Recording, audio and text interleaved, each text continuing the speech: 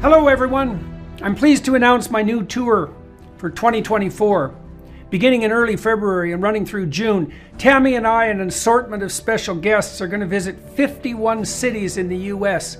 You can find out more information about this on my website, jordanbpeterson.com, as well as accessing all relevant ticketing information.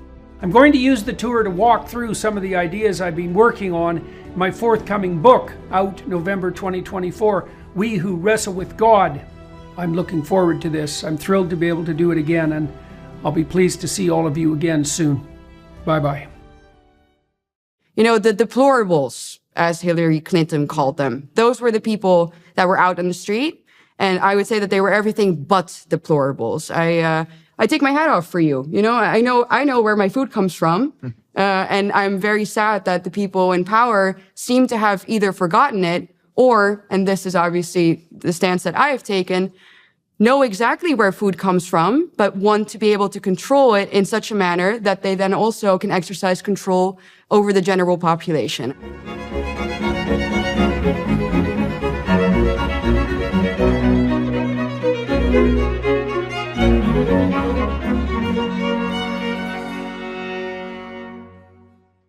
Hello everyone, I have the opportunity today to speak with Eva Vlaardingerbroek and Anthony Lee.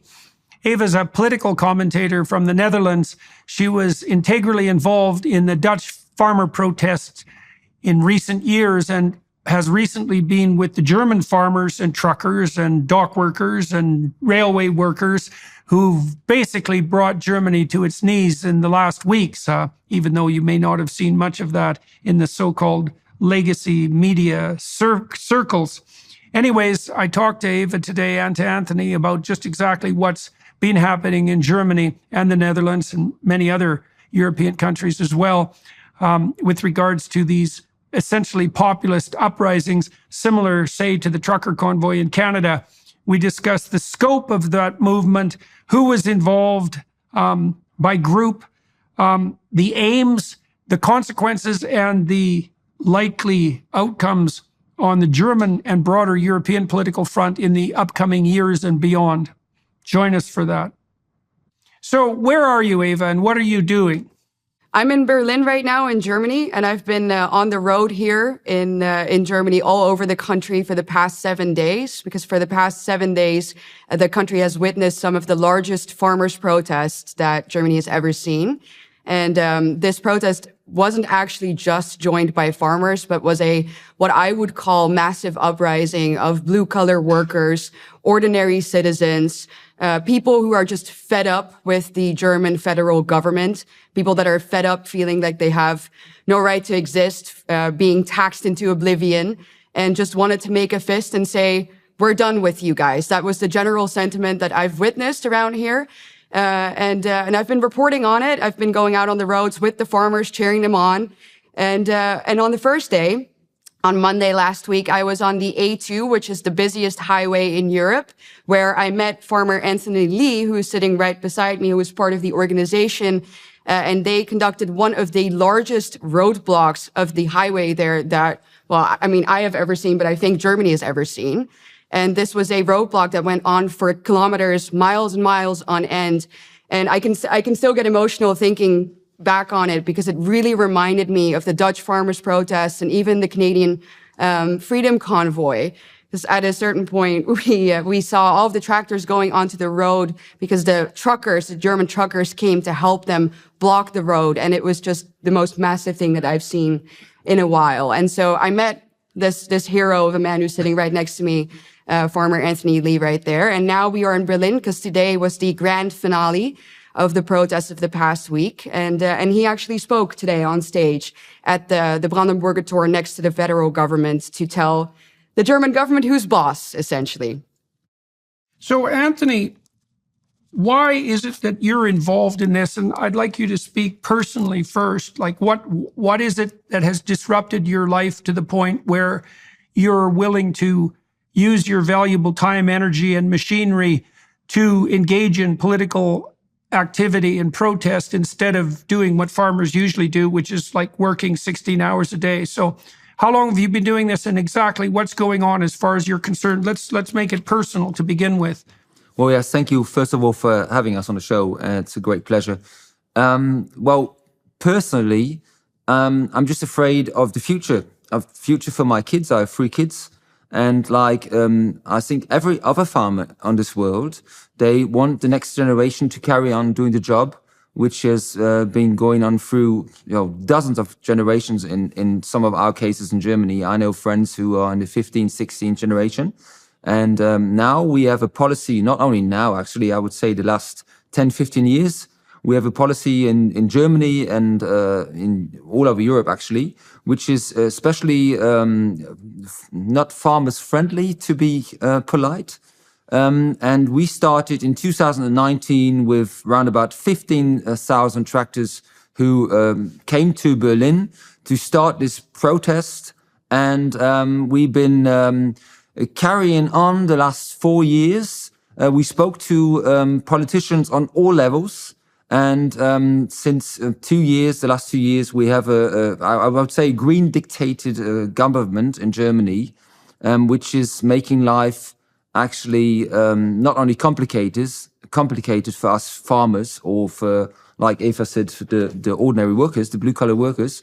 This is why we started on the 18th of December last year with a new massive protest, and this is special now because all organizations are united like they've never been, and we are standing together against this kind of policy. And like Eva said, today was one of the I'd say it was even bigger than 2019. I don't have the numbers, but I came to Berlin this morning and I passed, I would say, probably 15, 20 kilometers long, convoys of truck drivers, farmers, and this was only from one direction to Berlin, and we came from all over all directions, and many didn't even make it into the city because it was packed. Okay, so there's a bunch of mysteries there to unpack, and the first thing I'd like to know, and that everybody who's watching and listening needs to know, is what green policies in particular, like why do you characterize the policies as green first, and then what green policies are making your life as a farmer and farmers' lives in general untenable, and why is it having the impact that it's having? Provide me with some details about what it is that you're facing. Well, our European government, the last years, I'd say, they came up with ideas of a Green Deal. They call it a Green Deal, and everything which you pronounce green is supposed to be something good, right? And nobody wants to ruin the environment. Everybody wants to protect the environment, which is good. Don't get me wrong, but I'd say it's kind of an agenda to get rid of us. Like we saw in Holland the last 2 years. Yes. And we have a thing in Europe, in the European Union, which is a part of the Green Deal. They call it farm to fork strategy. And there's 4 things you have to remember or know about this strategy. 10% of the whole European farmland, they want to get out of use. So we're not allowed to use it anymore. I mean, 10% of Europe, which is kind of quite a lot. 50% of plant protection, chemical plant protection, they want to cut down. 50%. I don't know how they made up this number, but it's a hell of a lot. It's like if you go to a doctor and the doctor is only allowed to use 50% of the medication. It's ridiculous because we need medication for our plants, which is actually totally normal. And then they want us to have 25% of the European Union, the farmland, only to used by organic farming, which I don't really have a problem with organic farming, but you use the double of space or land, or you only harvest 50% if you're lucky. And there's a 4th thing. What was the 4th thing? I think I already met him. Well, I mean, what's important to know is that just like with the Dutch farmers' protest, we have there is a sort of a structure to the attack on farming that isn't just on a national level. There's definitely, as you said, there's a European Green Deal that we're working with, which is pushed forward by unelected bureaucrats. In this case, forgive me, but a Dutchman, Frans Timmermans, who is the mastermind or the evil mastermind, I would say, behind the European Green Deal. And then in every national country, there is a different set of policies that is used to target the specific farming groups, right? So in the Netherlands, when we last talked, Jordan, about the farmers' protests there, I told you that it was about nitrogen, right? The courts ruled in the Netherlands that we are facing a nitrogen crisis. They are using European legislation for that to get rid of our farmers. And here in Germany, what the mainstream will tell you was the main reason why the farmers now were particularly angry, or what sparked these protests, was the elimination of tax breaks on agricultural diesel. And the backstory to that is that the German government doesn't have their finances in check and has a huge hole in their budget, and was also trying to fill that gap. And they said, well, let's go after what they call klimafeindliche, right, subventionen, so climate unfriendly subsidies. And so they said, we need to cut back on the tax break that the farmers get for agricultural diesel, which those taxes normally only involve, like, for, diesel for people who go out on the road. That's what that tax is for. And farmers obviously just use it on their own land.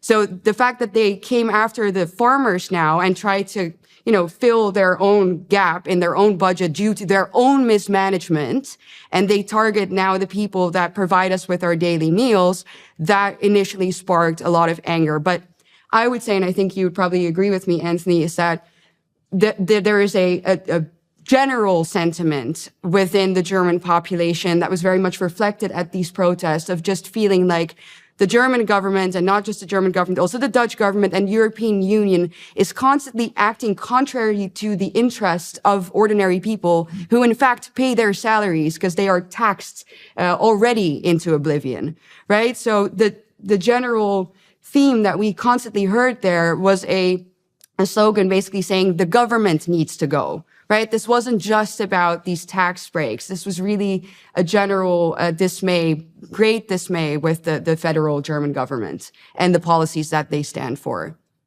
So Eva, let me ask you about that in more detail. Then Anthony, I'll go right back to you. When the truck protest in Canada emerged, there were all sorts of idiot rumors, many of them spread by the federal government, that this was like a MAGA-style January 6th insurrection, and it was funded by MAGA Republicans, which is about the stupidest thing I can possibly imagine, or even by Russians. But underneath that, there was a fear, you might say, as well as manipulation. There was a fear that this sort of popular uprising was anti-democratic in its fundamental essence. And, when you say things like the government has to go, I'm wondering how the two of you reconcile the fact, and you can help me straighten this out, reconcile the fact that Germany is led by a democratically elected government, and yet these massive protests are emerging with the proposition that the government has to go. And the question is, in a democracy, what does it mean that the government has to go, and how do you see what's happening on the protest front in Germany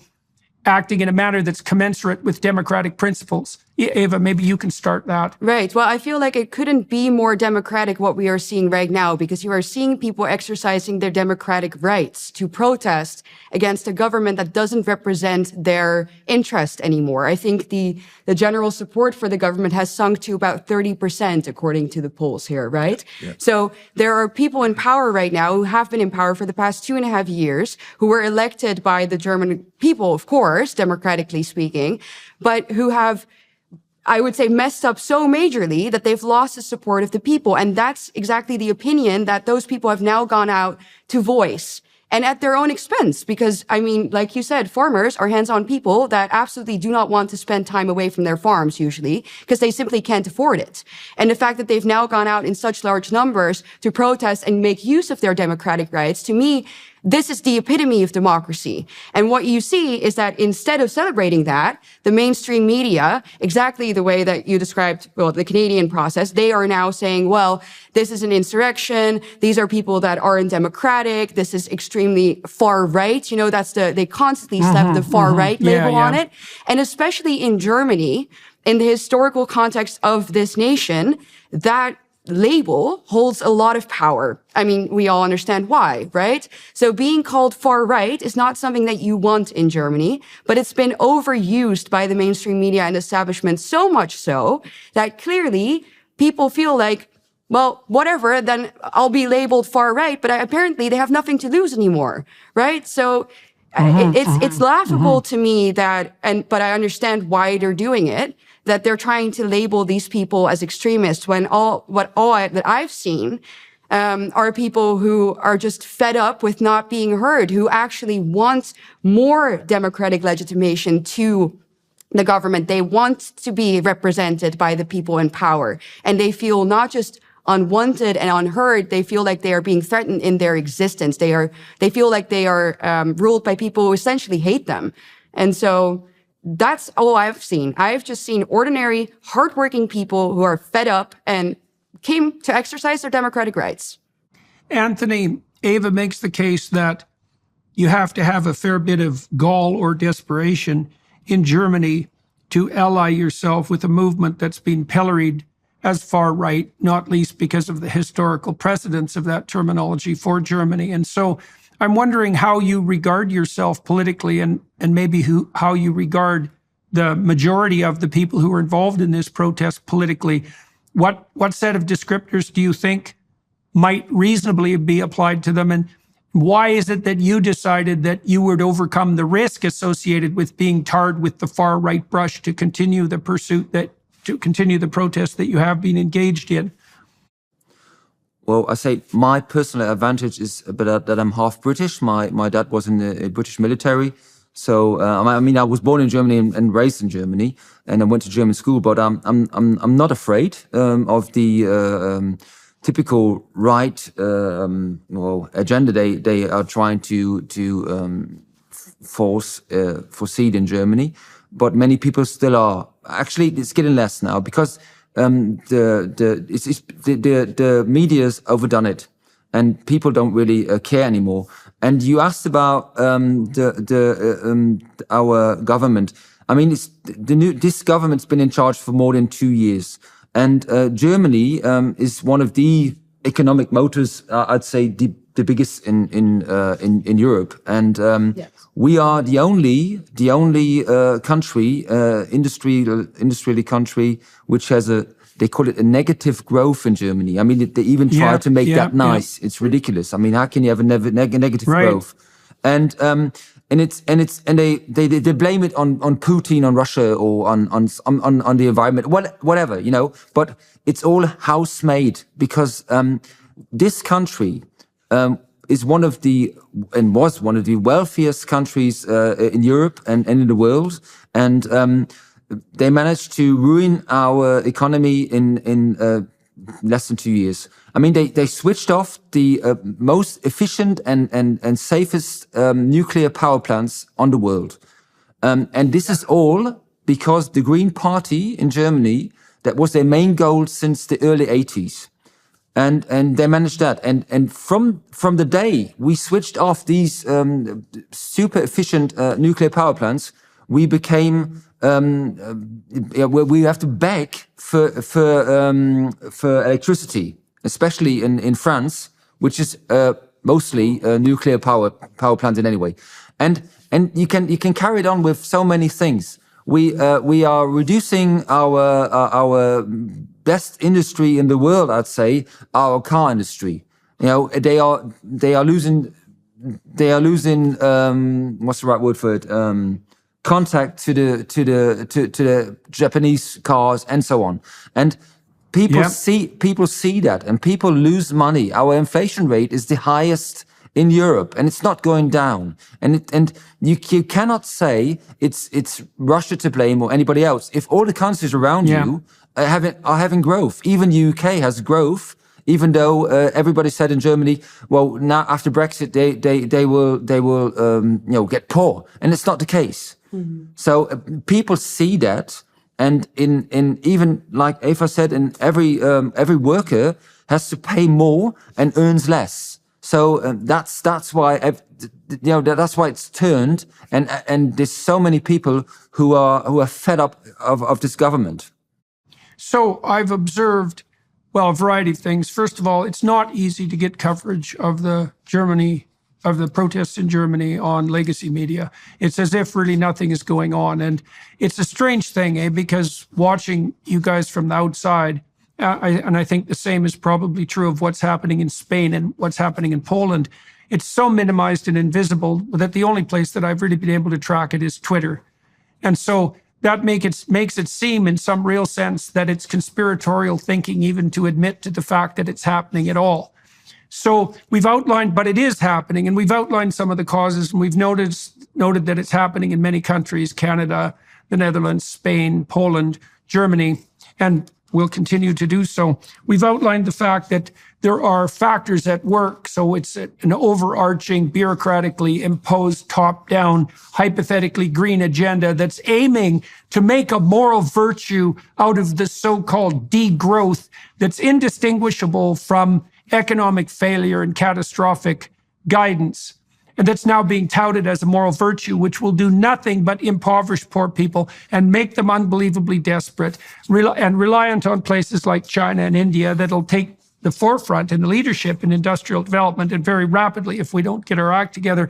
Now, you guys have noticed, now some evidence for that, I would say, for what we're laying out as the causes can be seen in the fact that, as you guys pointed out, it's not just the farmers in Germany that are part and parcel of this latest protest. And so, Eva, can you give us some insight into how widespread the participation has been, and what other groups of primarily working class is my understanding, what other primary working class groups have become involved, and at what scale? Right. Yeah. Well, so let me paint the picture again of the moment where we met on the A2. So we actually walked alongside the farmers on their tractors on a dark side road next to the highway, where it was almost, like a thief in the night. They were trying to make their way onto the highway, which obviously is not easy to do even in the early hours of the morning. And I thought to myself, how are they going to manage this? How are these tractors going to make their way onto the highway with all of these cars passing by? And then from the corner of my eye, I saw a huge convoy rocking up of these truckers who all had joined the protest and made sure that the road was safe for the farmers to go onto. And that, that really moved me. That was such a special moment to witness. I mean, my video on Twitter, you can hear me scream, in joy and excitement, because it was such a true moment of solidarity from this one group in society to the other. And at the protest itself, we saw, the truckers were there, the farmers were there, all sorts of blue-collar workers, but also citizens in their cars who either were there on purpose because they wanted to support the farmers, or who got stuck in traffic, but who we asked, hey, do you mind being stuck here? And I kid you not, like 9 out of 10 times they were like, absolutely not, I don't mind. I know exactly why these people are protesting, and I agree with them. So the support was huge, and even going around at the protest, looking at the signs that people were holding. There's a nice word in German, Mittelstand, of, I guess you would translate into the middle class, the working class. The class that I would say is being absolutely obliterated by the globalist agenda, under the pretext of this green, morally, virtuously, utopia that they're trying to impose on us, which obviously is a dystopian world if you look at the consequences. But so the Mittelstand, the middle class, the hardworking, ordinary people that indeed have become increasingly poor as a result of conscious choices that were made by an elitist government, a globalist government, that do not have the best interests of the people at heart and actively work against their interest. I would say that was the general image that I got. I felt like we are witnessing an uprising of ordinary, hardworking citizens who are being branded by the mainstream media, unrightfully so, as far-right extremists, when in fact, all they want is just, to be able to exist, provide for their family, and do their job without being crushed by bureaucracy, without being crushed by taxes, without being crushed by derogatory labels. The deplorables, as Hillary Clinton called them. Those were the people that were out on the street. And I would say that they were everything but deplorables. I take my hat off for you. I know where my food comes from.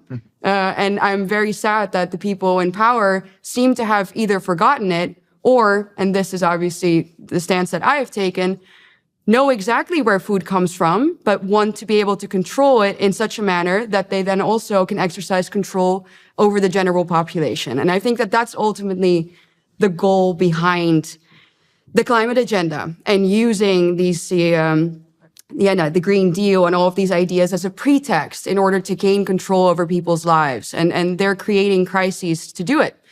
Because if you have a population that is dependent on you for their food, if they can't eat, what is a better way than to gain control over them?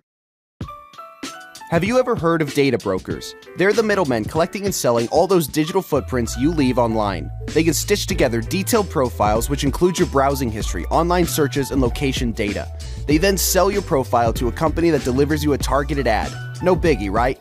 Well, you might be surprised to learn that these same data brokers are also selling your information to the Department of Homeland Security and the IRS.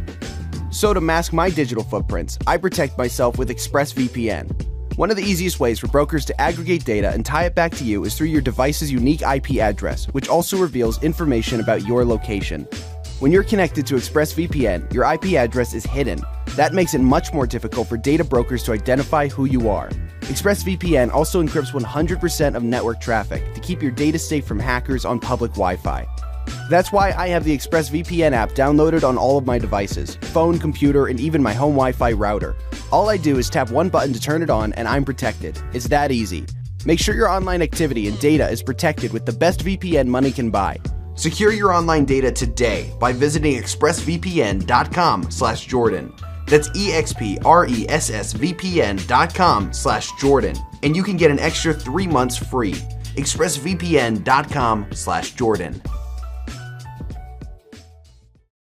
Yeah, well, it seems to me that it's an easy move for any given bureaucrat to proclaim his or her alliance with the planet, with blessed Mother Nature, to virtue signal in the direction of a green agenda, and to thereby ratchet him or herself not only up the moral hierarchy and pat themselves on the back, but also to use that as a means of advancing their career, even in micro steps. And then you can imagine that the aggregate consequence of that across the entire bureaucratic class, able to use this agenda as a get-out-of-jail-free card, as an excuse and explanation for every failure. We're only pursuing degrowth because of the green agenda. You can imagine that all of that collective activity going on in the background acts in a quasi-conspiratorial manner to put this agenda forward. And then, just so that we don't assume that I'm only thinking about quasi-conspiracies, I've looked very carefully at the so-called C40 consortium agenda. And this is a consortium of some of the 40 largest cities on the globe, all allied together at the level of local municipal government, who are literally pursuing an agenda that includes no more than 3 articles of clothing per citizen per year, a 95% in private car ownership, which is why we're all being encouraged to produce the electric cars that we won't have enough electricity to run anyways, because you don't need electricity if you actually don't get to own a car. And if the goal is a 95% reduction in private automobile ownership, then it doesn't matter if there's no damn grid. 1 short haul flight per person every 3 years, which will completely, obviously decimate the entire travel industry, plus all of the tourism industry that Europe depends on absolutely in all possible manners. And And then overall, although this isn't directly from the C40, the fundamental goal of something approximating an 85% reduction in Western living standards, which is the calculation of the green virtuist globalist utopians as to what's necessary in order for us to inhabit a green planet. And so all of this means, to me, it means not only are the bureaucrats who are using this get out of jail free card to advance their careers and the conspiratorialists who are radically left using it explicitly as an agenda, it also means that the bloody radical leftists are 100% willing to sacrifice the working class and the poor to their ambition and their green agenda. Now that has backfired in the Netherlands. So let's concentrate on that for a moment, Eva. So the last time we talked, it was in the midst of the farmer protest in the Netherlands, and that produced a genuine political upheaval. Now, maybe you could lay out for everybody what happened in the Netherlands, what the situation is now, and what you think that implies for the future of European political action in general. Right. Well, what I think we can see, or what happened in the Netherlands, was we had the last major farmers' protests in March. Right. And then right in March, at the end of March, we had general elections in which the Farmer Citizens Movement, a relatively new party, got a landslide victory. And then about a month ago, we had general elections for our parliament in which the PVV, which was originally branded as the far right, again, we can fill a bingo card with this, the far right party won a staggering number of seats for Dutch standards, at least. People have to understand we have a system in which there are multi-parties. We don't have a two-party system. We have plenty, and they always have to form a coalition. But this party, the PVV, the far-right party, won about a fourth of all votes. And now in the polls, they're even looking at a third because they're only rising in popularity.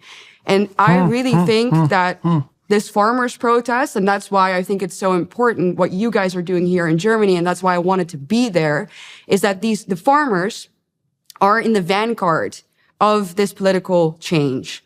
It's you guys, because, anybody with a functioning set of eyes and brain cells, we talk to you, we go out in the streets, and if you actually see the people that go out there, you see that those are not extremists. Those are normal people.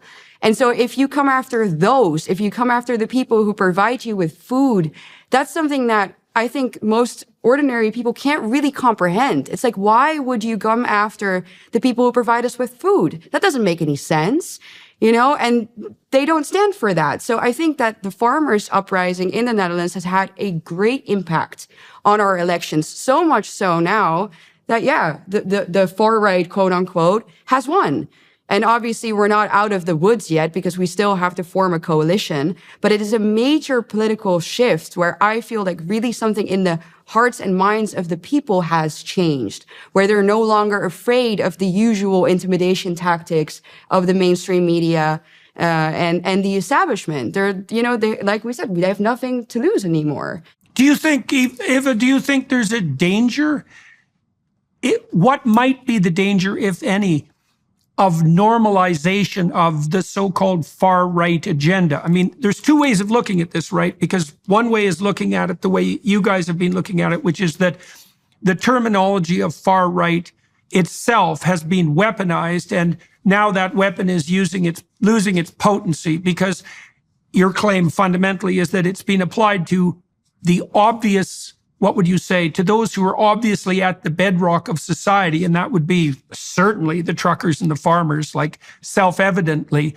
And if truckers and farmers just going about their business have become far right, then the terminology itself loses its meaning. But then you could also say, well, there has been danger in the past presented by the far right, and the fact that the term no longer has any validity as a weapon also means in principle that people who have a genuinely far right agenda, such as they are, can now use this populist movement to their own advantage to put forward their hypothetically nefarious agenda. And so I'm wondering, Eva, how you've worked through those complexities in your own mind, what you think far right means now, and if you see any dangers in this populist uprising, let's say, and the transformation of the political scene that's emerged in consequence. Well, there are a few things to say to that. I think indeed the one danger that I could imagine is that because this term is so overused and has become so trivialized in that sense, it's like, okay, if there is a far-right subgroup that wants to do all sorts of evil things, then maybe we wouldn't take it as seriously anymore because it's so overused on ordinary people with valid, totally justified opinions. I don't see them though. I don't see them out on the streets. I don't meet them. So what I have personally done in my own life, I've had my fair share of slander, and the Dutch mainstream media, when I started out in my political career, called me the shield maiden of the far right. Well, I was 23 when that happened to me, and I was terrified because I thought to myself, well, okay, I can forget a normal life. I can forget ever having a job. Like Google never forgets. So if somebody Googles you and the first thing they see about you, shield maiden of the far right, well, that's not good. But I've now come to the conclusion that, there is no point in being afraid of a label that doesn't actually apply to you. So I just kind of run with it now. It's in my bio on X because I think it's funny and I want to show to other people, don't be intimidated by people who use that label to silence you. Because nowadays, to me, or what I find is that they put far right on just about anybody who is somewhat right-wing to the center, who has conservative views, maybe doesn't, cut their hair short and dye it purple and scream, destroy the patriarchy. People who oppose mass immigration, which clearly doesn't have the best effect on, or didn't have the best effect on Europe. And so if you have those, I would say, completely legitimate, valid opinions, you earn that title nowadays with the mainstream media. So the best thing you can do is stop caring. Because if you stop being afraid of it, then they lose their power over you, and we can demand actual change, which nowadays would be labeled as far right, but 30 years ago would be just a Christian democratic ideal.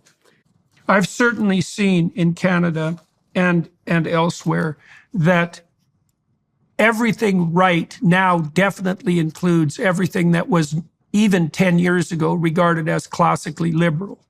And everything far right includes everything that 10 years ago would have been regarded even as moderately conservative. And given that the radical left actually occupies only about 7% of the population, and I think that's probably an overestimate, that really means that 93% of the population have been thrown in, by them, by the way, has been thrown into the category either of right or far right. Now, you would think, Anthony, that this would be a particularly significant problem in Germany.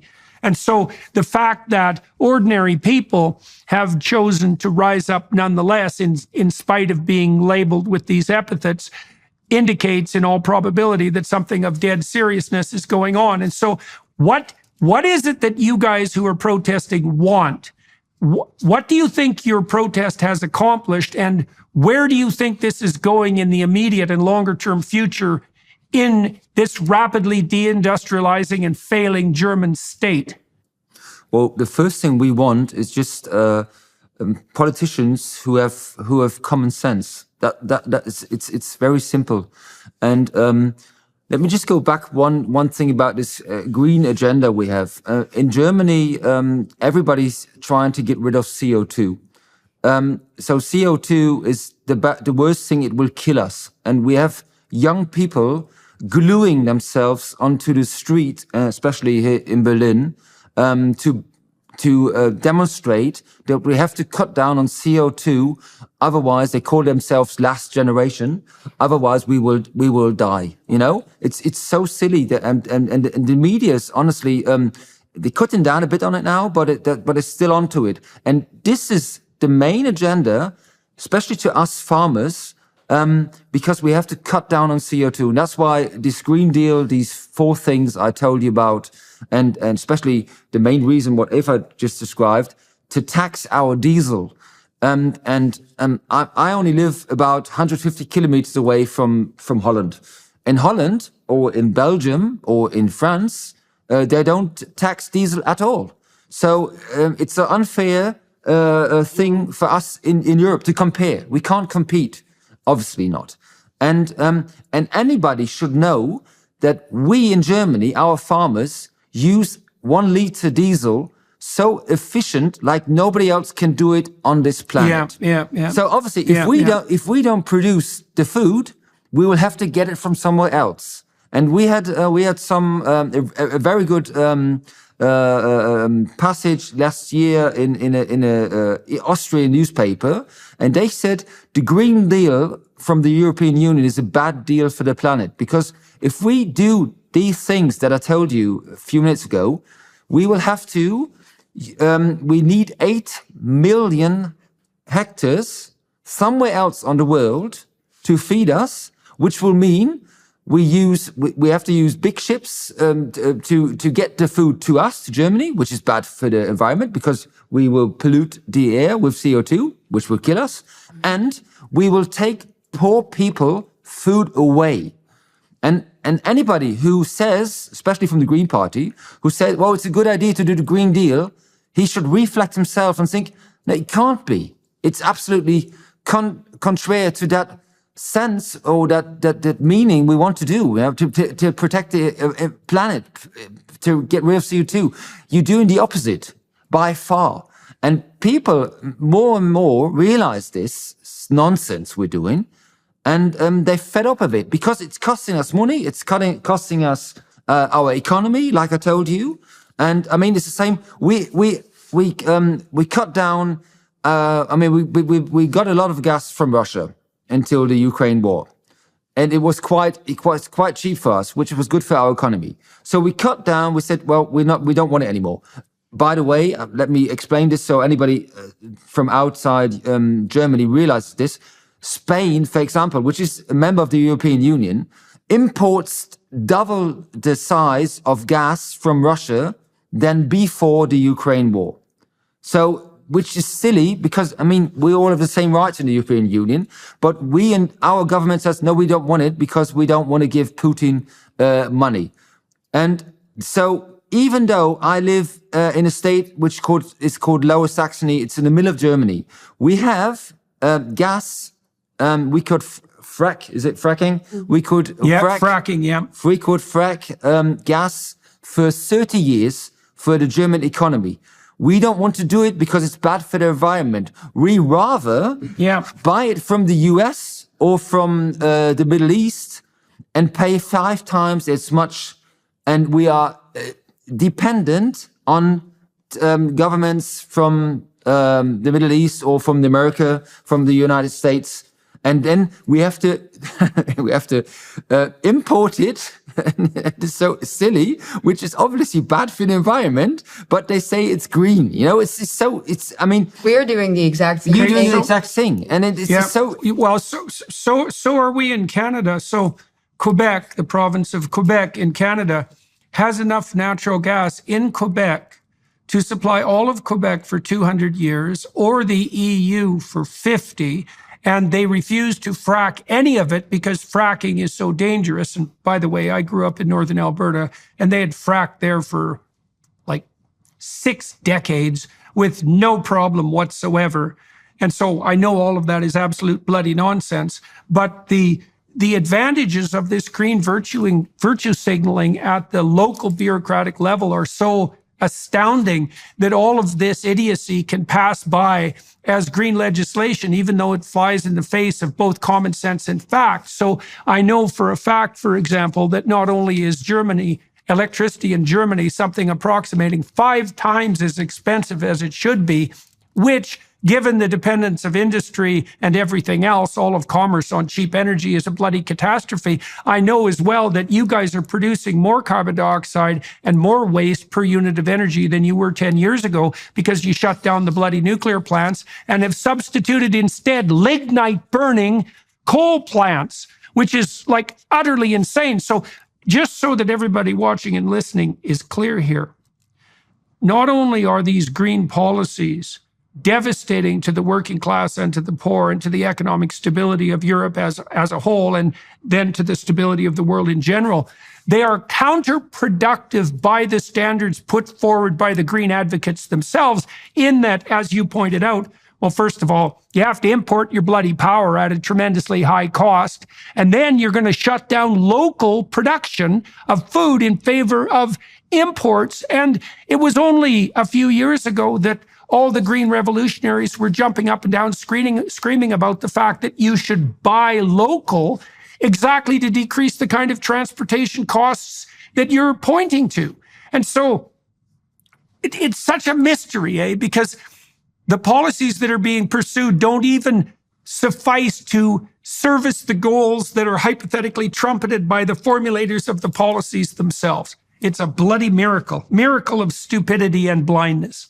I've given this so much thought because so many people have asked me why would they do this? It doesn't make sense. Explain it. Why would you come after the most hardworking sector, the most lucrative sector, the people that provide you with food? Why would you shut down your nuclear plants if you are to import electricity for I don't know how much more the price? Why? And I think it was Carl Jung actually who said, if you can't understand someone's actions, you have to look at the consequences and infer the motive. And that's what I've done with all of this.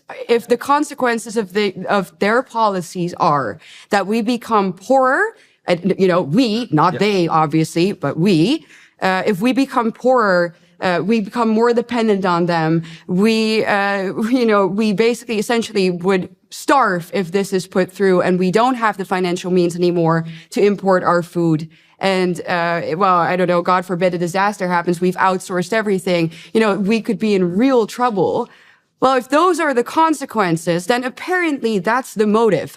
Maybe I've become too cynical, but I find it very difficult to explain it any other way, because this is not a one-time mistake. These people are the net zero scam, and I would really call it a scam, is something it's that a criminal scam. Yes, it's well, a criminal actually, scam. yeah, it's not just a scam. It is criminal, and I think that it is of the worst type of injustice if a government and the people who are supposed to represent us, talking about democracy, liberal democracy and all, if those people turn their backs on their own population, and not just turn their backs, but actively, again, go against their interest and allow them essentially, if things go wrong, to become poor and to starve. And I can't see, I see true evil behind these acts. I don't just see incompetence anymore. It's worse than that, Eva. It's worse than that even, because I was speaking with someone the other day, one of my podcast guests, who said that their sampling has indicated that young people now think about climate apocalypse 3 or 4 times a day. Right? They're literally obsessed by it. And we know perfectly well that demoralizing insistence that all human striving is planet-destroying, patriarchal ambition and has to be brought to a halt. Not only does it risk economic catastrophe, really right down to the fundamental level in the way that we've been describing, but it's also demoralized an entire generation of people and made them afraid, terrified, like Chicken Little, that the sky is falling, even when the IPCC itself, who are hypothetically the people that are on top of the appropriate data, have indicated nowhere in their documentation that we're facing anything approximating a true emergency. And so that does beg the question, as you said, just exactly what the hell's going on. And I think that your method of inferring the motivation is actually the case. I think the proximal cause is the fact that, just as in Nazi Germany, let's say, that any old mid-level bureaucrat could ratchet himself up the hierarchy by identifying, at least in principle, with the overarching Nazi ideology. It's absolutely the case with these bureaucrats who bear no immediate economic consequences for the idiocy of their actions. If they put forward this green agenda and they're celebrated by their idiot peers for doing so, that's definitely good in the immediate present for their career development and their self-aggrandizing moral proclamations of virtuous self. And in the aggregate, we get exactly this sort of thing. Anthony, what consequences do you think that these protests are going to have had? Let's start with that. What consequences have they had? And what do you think is going to unfold? Because this is a relatively new government in Germany, and it isn't obvious to me that it's going to fall apart in consequence as the government in the Netherlands did. Certainly the Canadian government sailed right through the trucker protest as if it never even happened. And the probability that Justin Trudeau is going to rule with his velvet fist for the next year appears to be extremely high. So what do you think is going to happen in Germany as a consequence of these protests? Well, it's very hard to predict. The government didn't learn its lesson yet. That's obvious. We had our finance minister on stage today, and it was obvious he didn't learn anything about our actions we did.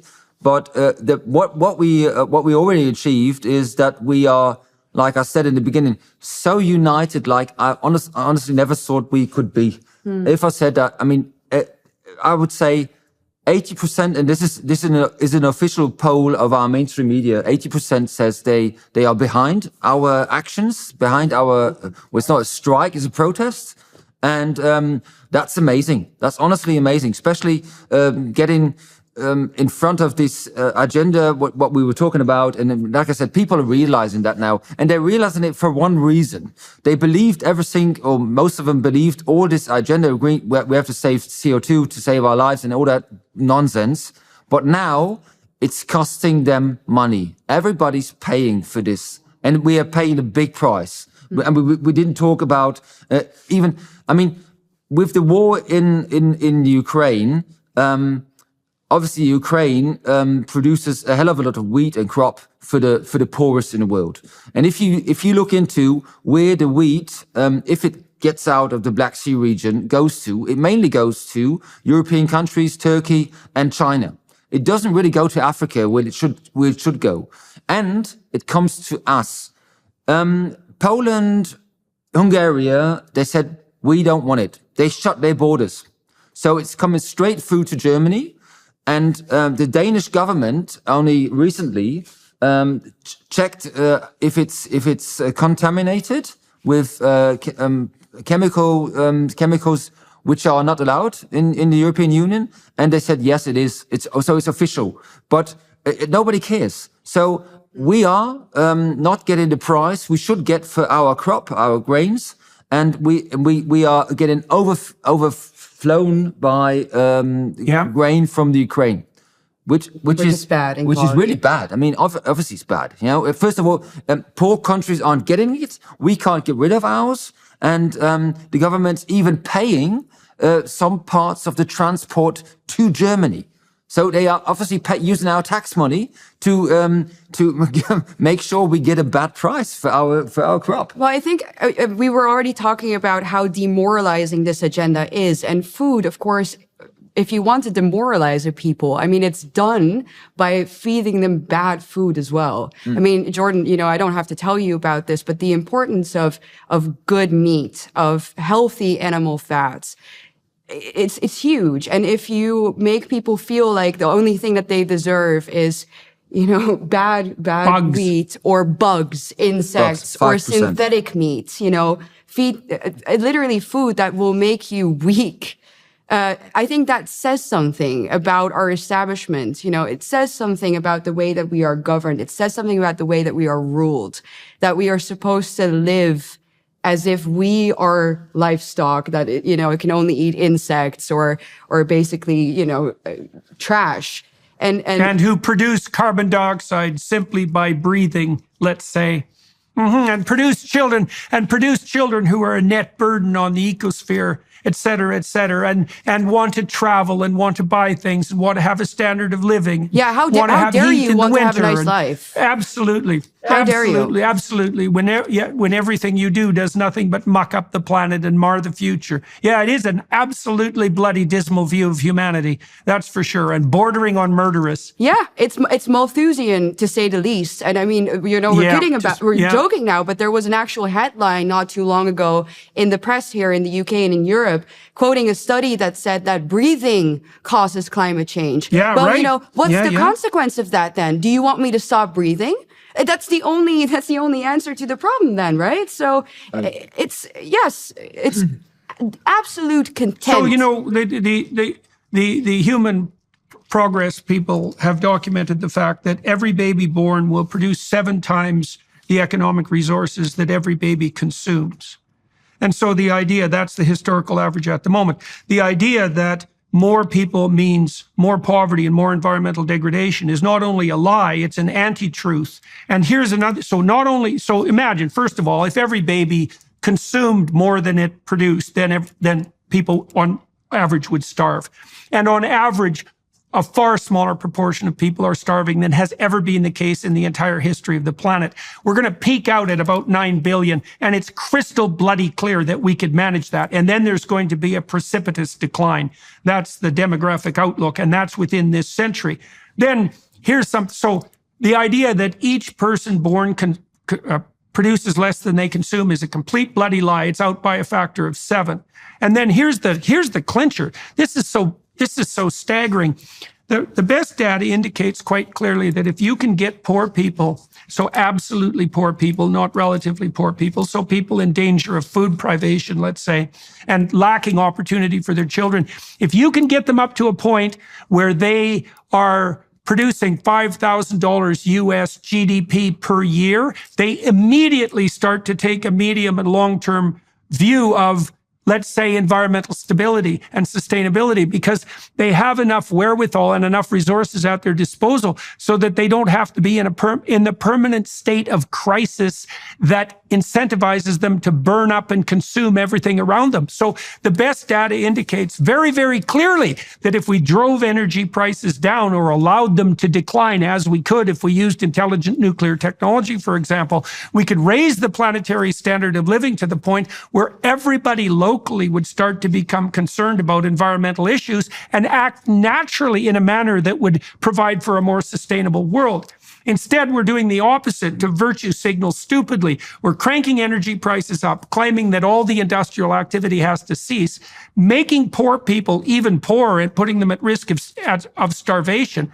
All that's going to do, as it's already started to do in Germany, is make both the economy and the environment worse, and it's going to breed, well, more and more uprising of the sort that we're seeing everywhere. You couldn't imagine a more counterproductive agenda, and to say it again, counterproductive even by the standards of the people who are hypothetically putting the agenda forward. It's like, why the hell would you oppose nuclear power? That's utterly insane, especially in a place like Germany, especially when you Germans then have to import nuclear power from the Scandinavians and the French. You know, it's so blind that it's a miracle. But it baffles me already that we live in a time apparently where we have to justify our existence with data. You know, that's something that deeply bothers me. It deeply bothers me. No kidding. Yeah. No kidding. I mean, and you know, this will of course land me another label in secular Europe. But I think that the death of God that you so often discuss as well is ultimately the main reason for that. You know, if you forget that people have intrinsic value because they are created in the image of God, and they're just a number, and if we have to work to net zero, and we need to now see if you add something or take too much, and you have to justify your own existence by quoting scientific studies. I think we've gone off the road, man. Like, and bad time, like this, are we China now? Is that what we are? These people have their mouths full constantly. They're always talking about human rights here and there. But now we have come to a point where we have to justify our entire existence to our Malthusian overlords. And I'm not okay with it. Yeah. I'm not okay with it. Yeah, I'm not okay. I'm not okay with it either. And the whole Malthusian proposition. So let's just walk through that a second. So that's a biological metaphor. So let's just walk through that a minute, just to show exactly how wrong it is. Okay, so now there's lots of situations in which the use of biological metaphors can shed light on human nature and even the nature of human, what would you say, striving and thriving. So psychologists use mouse models all the time, and that's partly because the neurochemistry of a mouse brain, for example, is very similar to the neurochemistry of a human brain. There's all sorts of analogs in behavior and function that are relevant. But the Malthusian doctrine is based on a very low-level analogy. So the analogy is essentially this.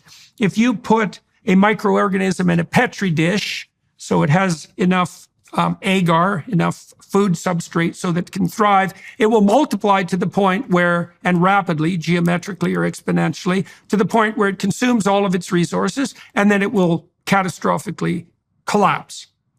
Okay, and you can see that same thing occurring in some natural populations. If you provide a natural population with no predation and a plethora of resources in a constrained environment, then the population will grow until it consumes all the resources and collapse. Okay, so why aren't people microorganisms in a petri dish? Well, there are some constraints on what we can produce and consume. Like there's different, what would you say, scarcity of different fundamental elements, for example, such that some things will always be more expensive than others, or almost always. There's some natural scarcity. But here's the fundamental difference between human beings and other creatures. So we can innovate, and we can produce variants of ourselves that can die instead of us. So on the innovation front, and these things are tied together, because we can think, because we can transform cognitively, we don't have to die or vary genetically. We can transform cognitively. That's our niche. And the fact that we can transform cognitively means that we can make constant scarcity into variable plenitude. And we've done that constantly. Things we regard as natural resources, hydrocarbons, for example, oil, gas, those things were of zero value in 1820. Zero. They weren't natural resources at all. It wasn't until we figured out how to use them, how to substitute them for whale oil, for example, that they became this unbelievable source of wealth that was immediately available everywhere. It was a cognitive transformation and revolution. And there's no end to the degree to which we can use that cognitive revolution to increase plenitude. And that's exactly why, for example, that every baby born today will produce 7 times as much as they consume. Now, you might say at some scale, there's going to be some limit to plenitude, but it isn't obvious at all that what that's going to be. And it certainly isn't obvious that we've reached that limit. And that's especially true when you consider the possibility of computation, because we're in this situation now where our computing resources, which take up, comparatively little resources and energy, are multiplying at a rate that's absolutely beyond comprehension. And we have no idea how much we're going to know in 10 years. So the Malthusian notion, there isn't anything about the Malthusian notion that's correct, except for yeast and bacteria. And, if you're going to treat people like yeast and bacteria, then we're going to be in the same damn situation that we're in now, right? Where we have to justify our existence by data because the world is full of scarcity, and maybe only the elites who have our best interests in mind are going to be allowed to thrive. Yeah, I think I can think of a far-right ideology that talked about people as being dirty, and bacteria. And now we are dealing with a left-wing ideology that is doing the exact same thing and making us justify our existence. And yet they call the people who oppose to it far right. So we're full circle. Yeah. Well, I saw recently that Trudeau's minions are now, what would you say, working behind the scenes to ensure that the public health officials at the World Health Organization, who are so concerned with the control of the next pandemic, just like they were with the last one, are also now moving to ensure that climate catastrophe will be included within the domain of public health concern, that the global overlords are going to be able to manage. And your comment about far right totalitarian governments treating people as if they're infectious agents, right? Cancers on the planet, let's say. We know perfectly well, again, from the data, that drives a totalitarian agenda. As soon as you use language of contamination, pollution, and disgust to characterize someone, let's say human beings, you immediately elicit the unconscious and conscious activations of the disgust systems that protect us from contamination. And those are very dangerous once they're activated. They aim at destruction, right? At the destruction of the pathogen. Yes. And those people, those are the ones that the farmers, the truckers, the people that we've seen out on the streets today have protested against. That's why they were out on the street. And when I said that earlier in this conversation, we have been speaking to people who feel like they are ruled by people who hate them. And that's, maybe they can't voice exactly why. You know, they can come up with examples. Obviously, they are feeling it in their own finances, but they can tell. And I think that people ultimately on a human level, on a soul level, can feel when they are being despised by others. And this notion that you are just describing right now, Jordan, that I think is the motor behind this protest. People can sense that they are being hated. People can sense that they are being despised, and they are done with it because they realize that they are the ones paying for it and that the state should be here to serve us, not the other way around. Anthony, just out of curiosity, you know, you and Eva have just talked about the breadth and depth of this protest and its positive effects, but you closed by pointing out, for example, that the finance minister that you guys talked to or that spoke to you right at the close of the protests doesn't seem to have learned a damn thing, which doesn't surprise me in the least. And so that makes me question just how effective what you've done so far is, and I want your opinions about that. And then I'm also curious, like, why didn't your now united organization, given your 80% level of public support, call for something approximating a general strike and just bring the whole bloody thing to a halt? Yeah, well, that would be the obvious thing, but how should I explain it? Well, actually, it's against the law to do this general strike because it obviously is against the law. But I reckon we have to come to the stage where we have to break the law sometimes, which is not meaning violence. It's like just civil disobedience. Yeah, exactly. Yeah, that's probably the next stage. But we have to talk about that between us, between the organizations. Yeah. But you're completely right. I mean, we gave the government two options. Well, there are two options. Either they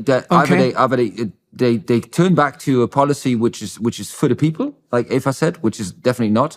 I mean, we forgot loads of things which are going completely wrong in Germany. I mean, we have a farming minister who's telling us we should only eat, and this is not a joke, 10 grams meat per day. Right? This is honestly what they are trying to tell us. 10 grams, right? Which is nothing. Yeah, when the politicians start telling you what you can and can't eat, we've crossed a line. It's like, you don't get to tell me where I set my thermostat. You don't get to tell me what I can drive and when, and you certainly bloody well don't get to tell me what I can eat. Like, fundamentally and seriously, to hell with you. And what it also indicates to me, and increasingly clearly, is that once you're waving the flag of planetary savior on the environmentalist front, once you've turned 100% to that kind of nature worship, there is absolutely no level of control whatsoever that you won't stoop to and justify by your moral pretension, right? Redounding to your credit and increasing your power at the same time as it does. So, all right, so they're perfect. So this begs the question, though, doesn't it? Like, I watched Claudine Gay resign from Harvard, and I've watched the moderate left-wingers flap about now in increasing consternation, recognizing as they do the absolute danger of the diversity, equity, and inclusivity idiocy that's part and parcel of this, what would you say, radical leftist line of anti-human thinking. But at the same time, I see that I don't believe that Harvard as an institution has learned a damn thing. And I don't believe that the moderates on the Democrat side in the United States, for example, have any idea whatsoever how deep the ideological corruption and rot has become. And so you've pushed forward this protest, but as you said yourself, you still have members of the government firmly in charge who think that we should eat 10 grams of meat a day and who don't believe that they're going to throw you a bone or two maybe in the near future, but the probability that they're going to revisit the ideology upon which they've based their political empire strikes me to be close to zero. So again, you said the future's uncertain and unpredictable. What do you think's going to happen, and what should happen?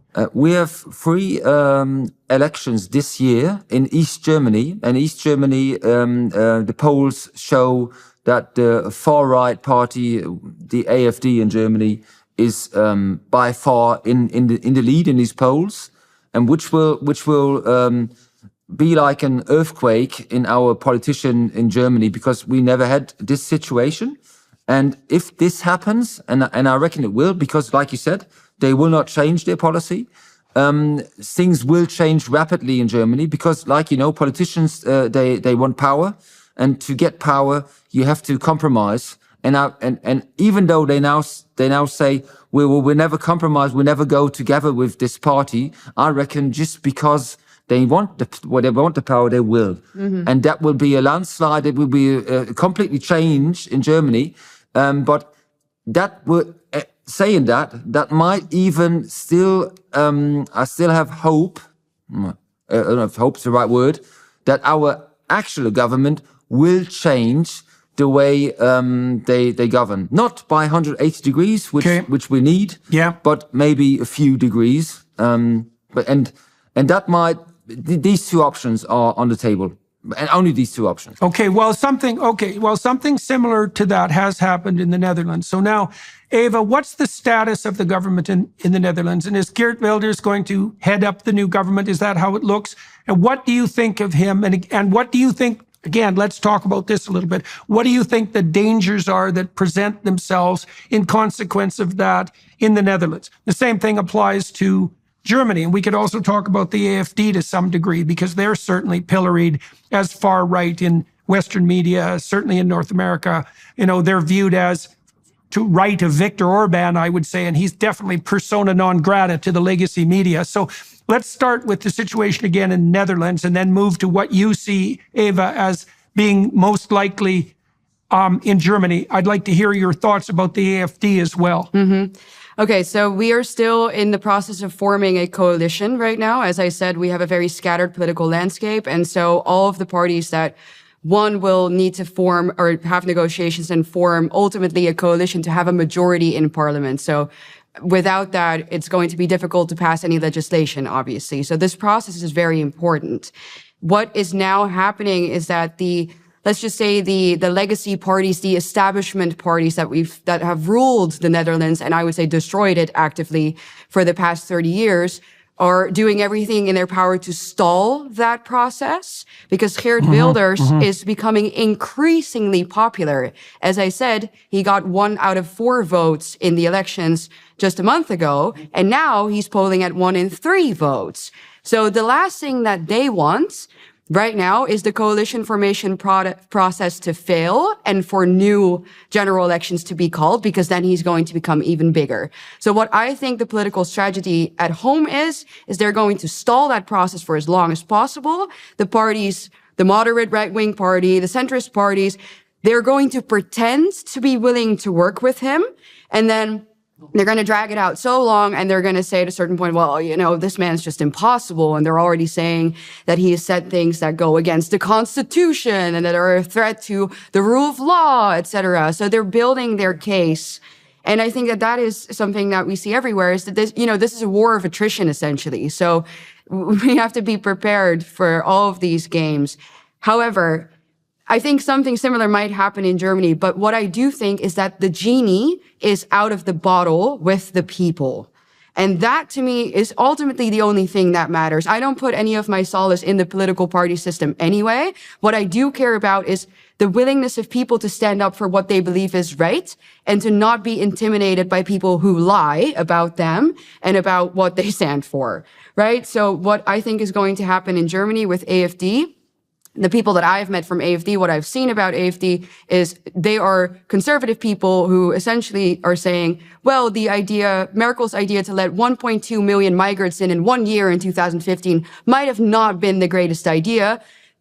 You know, to me, that's a very legitimate standpoint, extraordinarily legitimate, especially because there is no alternative, no pun intended, in Germany, really, besides from the parties that have destroyed the country very actively.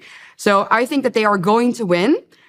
by a much larger margin than the polls suggest right now, just like what happened for us, because the PVV was also not, they weren't polled at the extent that they now have won the elections with. And I think that will change something in the mindset of the Germans. Because like I said, if even in Germany, that label doesn't hold enough power anymore to deter people from voting for change, then you really know that the government is messed up, right? You really know the establishment has messed up and that the people are fed up. So I think that Germans who want change have no choice really but to vote for the right-wing parties. And I would say essentially not for any party that has governed the nation in the last 10 years. Okay, so do you see, and I'd like both your opinions on this. It's so difficult to get a handle on any of this, because I've been watching the political landscape for a very long time, and certainly the idea of Geert Wilders has raised my hackles in the past. And I would say that's because at least because I'm relatively ignorant about politics in the Netherlands and still susceptible to the consensus view developed by the low resolution pictures presented by the legacy media. And so I don't know what to make of that. And exactly the same thing applies to the AfD. And so I'd like to know from both of you what dangers, if any, you think this tilt towards this more, we've already taken apart the notion of the right. God only knows even what that is anymore, given the overuse of the term. But do either of you have any qualms about these political transformations? Do you think that they could, just because you're fighting something that in and of itself is reprehensible and destructive, doesn't mean that the weapons that you use to fight it can't also pose precisely the same danger? So, Eva, maybe you could start by commenting on that, especially with regards to the AfD, and then Anthony, you could chime in with regard to Germany. Well, I mean, these are both the upsides and the downsides of democracy in general that we're discussing, I think. So, of course, the instrument or the alternative can also turn bad. But then that's inherent to democracy, and the fact that we have to form coalitions in our democratic systems, at least, that's somewhat of a safeguard in the sense that they are going to have to work together with other parties anyway. So let's say, God forbid, that these parties turn out to have crazy ideas that we absolutely didn't want and didn't vote for. We have to either trust in the fact that the system will correct it, or I think you can throw away the entire concept of democracy almost altogether, right? So I think that a lot of people here are trying to use the possibility of maybe AfD going too far in certain aspects, or, not having, I hear another argument often that they say, oh, well, they don't have good people. They don't have enough people with enough qualities to govern the country. I'm like, well, I don't know if the people who are in power right now do. Like, clearly, you guys have a bit of an issue on your hands. So you might as well try. And I think that is essentially what this country needs. Something needs to happen. And like I said, I'm not one to put all of my solace and trust and hope in the political system anyway, but it is very clear to me that Germany and Europe in general is on a path of national suicide. So might as well try something else for once. And because I find myself in the position so often that I've been called far right for what I think are perfectly valid opinions, that I care a little bit less at this point. I'm like, no, I think something just needs to change here, and I try to trust in the democratic system and that it will correct itself. That terrifying specter Maloney in Italy, who everyone and sundry was warned about in no uncertain terms forever, tantamount to Mussolini and her fascist proclivities, has turned out to be a hell of a lot more moderate even than the people who voted for her might have hoped. So these specters of fascism that keep looming turn out to have a lot less teeth than feared when they end up, when they end up acquiring a certain degree of political power. Now, Orban has been the most successful conservative figure in some ways on the European scene, and he's still demonized roundly and continually in the Western media. But it's also been my apprehension with regard to Hungary that things are nowhere near as dismal there as they might have been, given all the fear that was engendered around Orban's policies. And so what do you think about that? And then Anthony, we'll turn to your feelings about the AfD in Germany. Yeah, I think you're very right. I mean, when I go to Hungary, for example, personally, and when I speak to other people who go there, a lot of people feel like they can finally take a breather. It's like, oh, that's nice. You know, this is what Europe used to be like 50 years ago, 30 years ago in some countries, even less. And I am upset as a 27-year-old that I have never experienced Europe as safe, as functioning, as sane, normal, dare I say, you know, as I find a city like Budapest to be. You know, my parents had that experience. My grandfather sure as heck had that experience, but I never had it, and I never voted for it. You know, I have always, growing up, had to be afraid going out after dark. You know, it's just that's our reality right now, and that's our reality not because it happened like a natural disaster, but because people in power made the wrong decisions actively. And I think that everybody can agree to the fact that a country like Hungary is not, you know, the dictatorship that they make it out to be in the media. What I saw the time, especially the last time I was in Budapest, I was there for a symposium on promotion of the family, which seemed to be, you know, a relatively positive and certainly a non-Malthusian concern. I mean, if you're in the airports in Budapest, for example, what you see are a plethora of posters celebrating the family as the core bedrock social institution of the polity. And that just doesn't strike me as particularly Nazi in its derivation, especially. And so and I know the president of Hungary to some degree, and she's a woman who is quite admirable in my estimation, who spent most of her career trying to figure out how to protect the family and how to economically incentivize the role that women play in reproduction, in keeping with opening up the opportunities for them on the economic front in general, and has produced policies that have decreased abortion substantially without force, decreased divorce, increased the marriage rate, and also increased the rate at which women are participating in the broader general economy. And so none of that particularly screams fascism to me.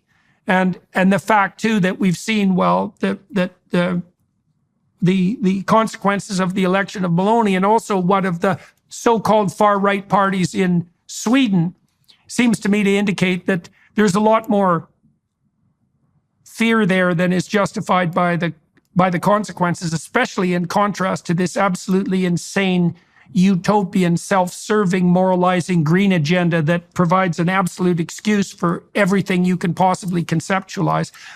Anthony, in terms of the AfD, how do you think it is being perceived by the protesting class now, the people that you've been talking to, the truckers, the farmers, the people who work for the railways, the dock workers, because they were all involved in this protest as well? And what dangers do you, as a German citizen, see on the fascist side, so to speak, as a consequence of these populist movements?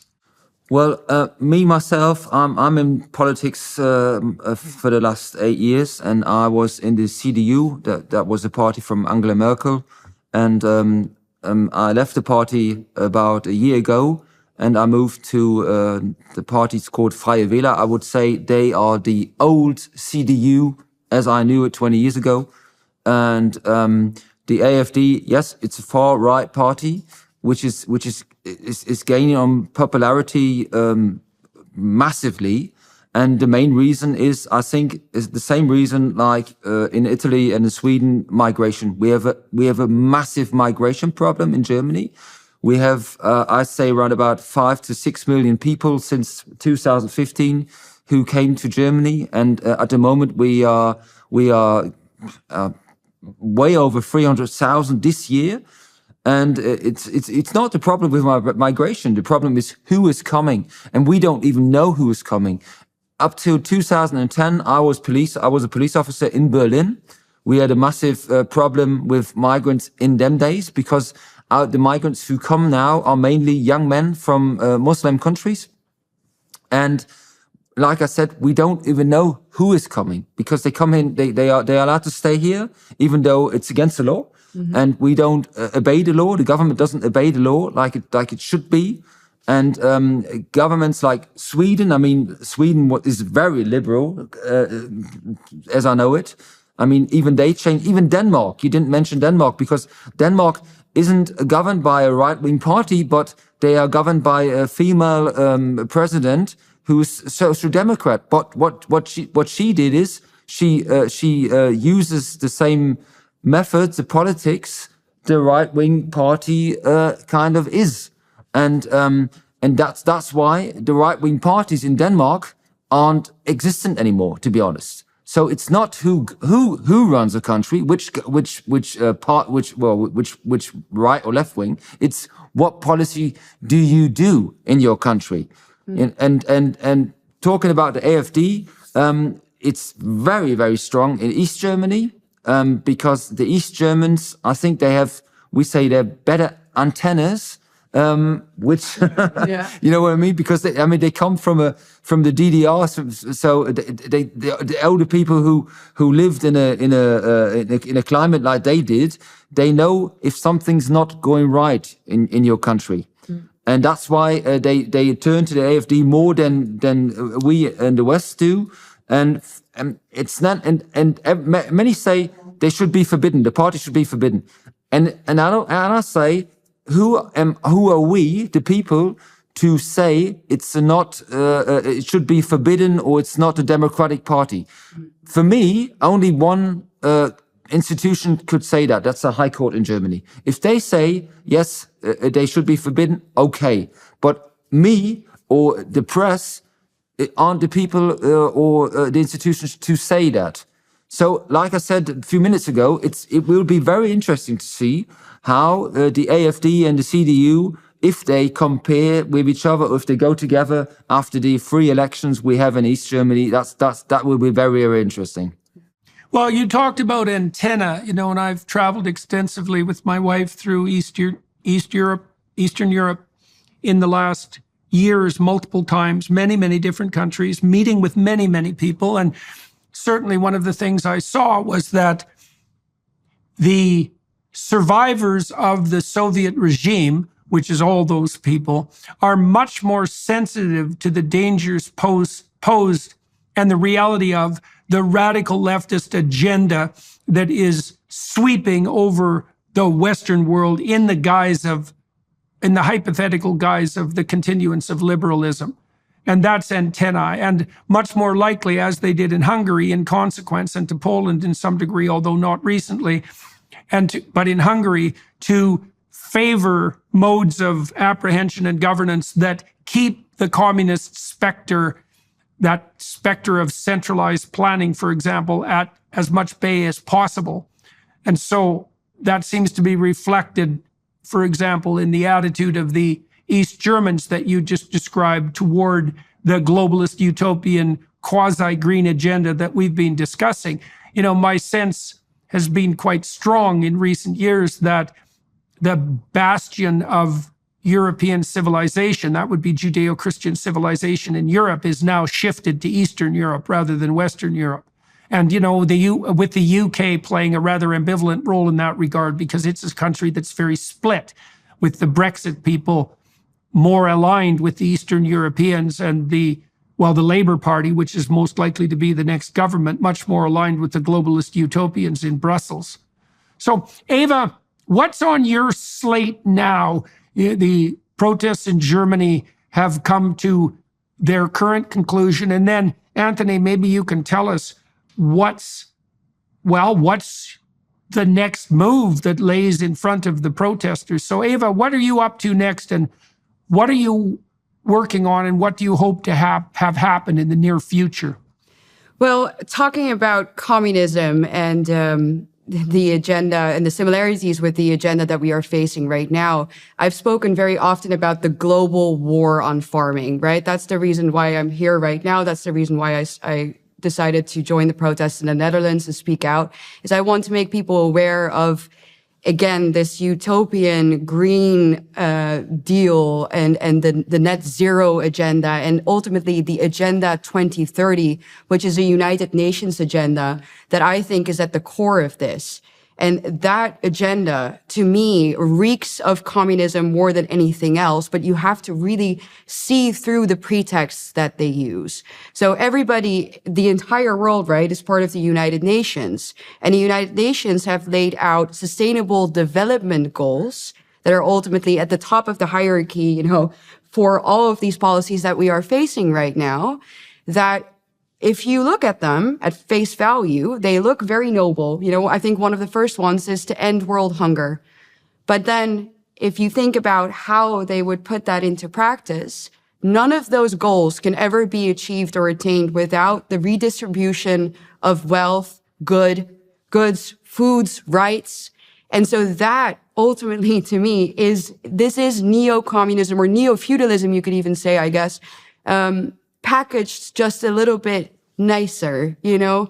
It's like, oh, we are here to save you. But if you look at the reality of things, and I think that we are all currently already experiencing that, what will happen, just like with communism in the old days, is that the ordinary people will become poorer and more miserable, and the top layer will become even richer.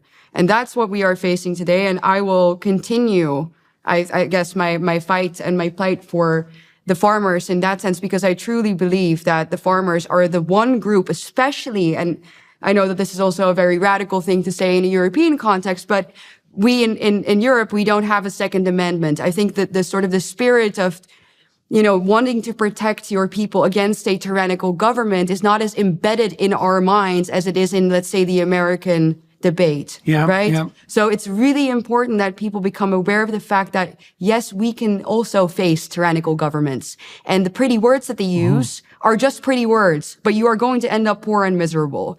And so...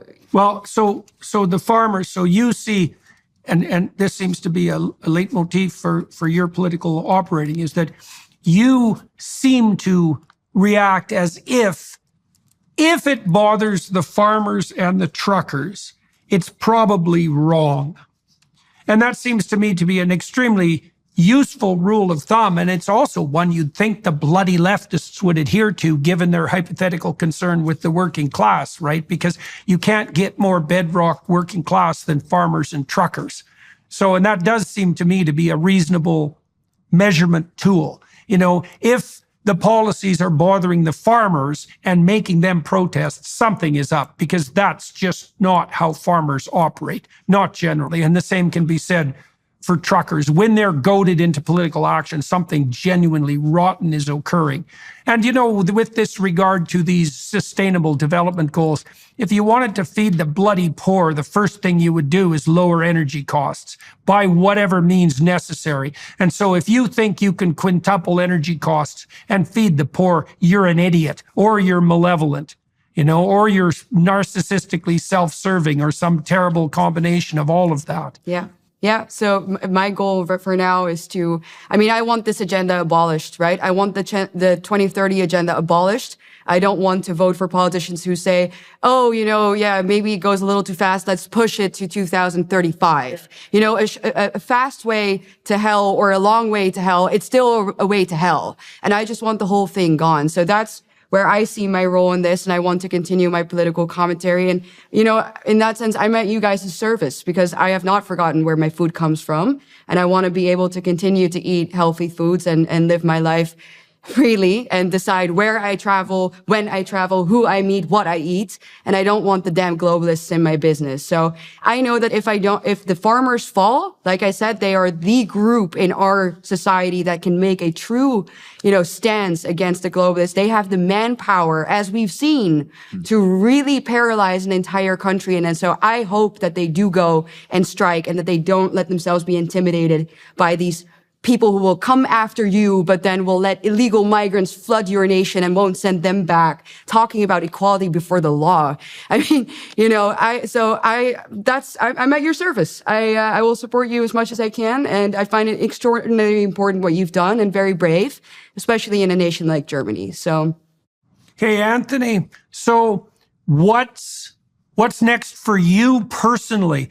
The protests, this current round of protests is folding down. So what do you go back to? And then what do you see unfolding in front of you and your protesting peers in the, well, let's say in the next year? Or in the next year, we have to get rid of this government, no matter how, this year. Germany cannot survive 2 more years of this government, and I mean it, honestly. Like I told you earlier, we had our finance minister, he's from the Free Democratic Party, and he told us today on stage, because I forgot to mention this, we in Germany, our farmers, we have to leave 4% of our land not seeded. So nothing is allowed to happen on this land because our green minister wants this to happen. Saying in the same sentence, we have to fight because there are so many people starving to death on this world. We have to fight for every handful of grain. This is ridiculous. It's insane, actually. And he's right in one point. Every 3.8 seconds, a human being dies, starves to death. Every 13 seconds, a child under 5 years dies of lack of food, right? And in the same sentence, we are over flooded with grain from Ukraine, and then we have to leave 4% of our land where we have to pay tax, and we're not allowed to seed anything on this land. It's insane. But our finance minister today said it's a point we can talk to. So there's a goal maybe to divide these 2 parties in this government. I mean, they are divided anyway, but we can really put pressure on these free democratic elected persons, people or politicians, because they are below 4%. In Germany, you need 5% to make the jump into parliament. So all these people, all these politicians from the Free Democratic Party, obviously they have interest in to be in the next parliament or to whatever, either in charge or not. But if we put pressure on that, this will make us or give us a chance to divide and maybe get rid of the government. So this is what we're going to do. We're going to, and I mean that we have to escalate another level in our protests. And we are capable of doing that easily. And watch them come after you for saying this, by the way. Like talking about the totalitarian spirit of the Germans, that never left. And it's very much present in the current government. I mean, I wouldn't be surprised if because they've already attacked you so massively in the media, I wouldn't be surprised if this would land us an investigation with what they call, what is it, the Verfassungsschutz, like the protection of the Constitution. There's a whole agency that comes after ordinary people and censors them. Okay, but let's put all that in context. I mean, one of the things that I've been struck by in listening to you two is that you both implicitly and explicitly indicated your belief that the best possible way of sorting all of this out is through the democratic means that we already have in place. Now, you talked about the necessity for protest and the right to protest, and sometimes the necessity for civil disobedience. But nowhere in any of our discussion did either of you indicate that there's any better way forward than the electoral process and the checks and balances that are associated with regard to, say, the necessity for coalition building in both the Netherlands and in Germany. And so if they do come after you, it isn't because you've been calling for violent revolution, and it isn't because you're basically turn the government on its head and establish some sort of dictatorship radicals. You know, you both, and this is actually something that's very positive to see, is you appear to believe that we can work out these problems within the democratic frameworks that we've already established, and more importantly, that there is no better way that we know of to work them out. And that seems to me to be correct. You know, I mean, it's incumbent on us, if we're facing political or ideological strategies that we don't agree with, to find our way forward in a manner that doesn't throw the baby out with the bathwater. And so Well, and then you see the example in the Netherlands too of the fact that the kinds of protests that it hasn't been as effective in Canada, by the way, but although we'll see what the long-term consequences are in the next election. You know, you have shown in the Netherlands, the farmers there certainly showed that these wide-scale protests, civil protests, and they have been markedly civil, like they were in Canada, can and do have a walloping impact on the structures of governance. And so, you know, maybe we need to take something approximating a 5-year view of this, you know, that this is the beginning of something new, and we don't want to get too hot and bothered about doing anything too radically stupid, and we can let the electoral process play itself out. And so does that seem in keeping with what you're hoping, both of you? Absolutely. And let me point out our protests in the last week. I mean, we had probably 200,000 farmers and tractors out on the roads. And we had so many normal workers out, the truck drivers were out on the streets. And it was so friendly and peaceful. We had I mean, in Holland, we saw some scenes where police even used the weapon on one farmer. There was nothing like that. I mean, honestly, not even, nobody got arrested. Nobody got even a ticket for a fine for anything. I mean, imagine that. So many people out on the street. And in context to that, yesterday, we had a demonstration in Berlin, a left-wing demonstration, with 21 injured police officers. Right, this is one demonstration in Berlin, and 1 week of demonstrations all over Germany with hundreds of thousands of people out. Not even a ticket, not even a fine, nothing. So nobody can tell us we are not peaceful. Right. And like I said, I was a police officer. I know what some demonstrations can turn out to be, and still be in legal rights. And we will carry on peaceful, friendly, but we need to increase the power. And like Eva said, we have the power. We can shut down the country for good. And we will do if necessary. So that's also a very optimistic set of observations, because, you know, not only did you point out that the people who were protesting did so, like the Canadian truckers did, with extremely peaceably. In fact, the crime rate in Ottawa fell during the trucker convoy. But also the authorities in Germany, as you pointed out, responded in kind, right? And that there wasn't provocation and there wasn't violence. And so that's all the more reason why we can be optimistic that these difficult discussions that we're having about how we're going to conduct ourselves into the future can be done within the confines of the legal frameworks and the electoral frameworks that are already established, and with hopefully a certain degree of goodwill and intelligent foresight on all sides.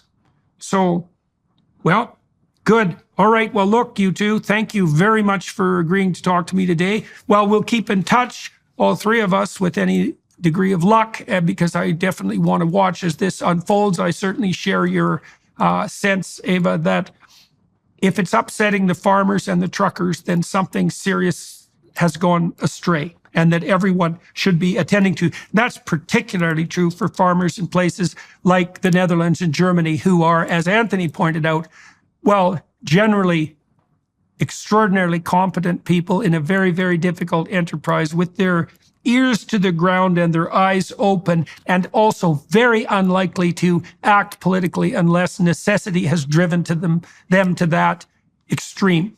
And for everybody watching and listening on YouTube, your time and attention is much appreciated. You want to be alert to the goings-on in Europe on the populist uprising front, in Spain, in Poland, in Germany, in the Netherlands, because this is a harbinger of things to come.